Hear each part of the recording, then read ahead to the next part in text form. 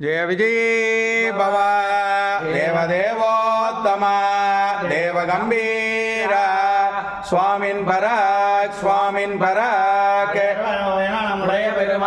மயர்வர் மதிநில மருளிய பெருமாள் அமரர்களுக்கு அதிபதியான பெருமாள் பத்துடை அடியார்க்கு எளியனான பெருமாள் என் மனத்தே வண்ணின பெருமாள் உண்டமேந்தி குளிர்மழை காத்த பெருமாள் மலர்ந்த பெருமாள் மறையாய நாள் வேதத்துள் நின்ன பெருமாள் நான்முரனும் இந்திரனும் ஏத்த நின்ன பெருமாள் இருசகை படைக்க வெந்நீர்ந்த பெருமாள்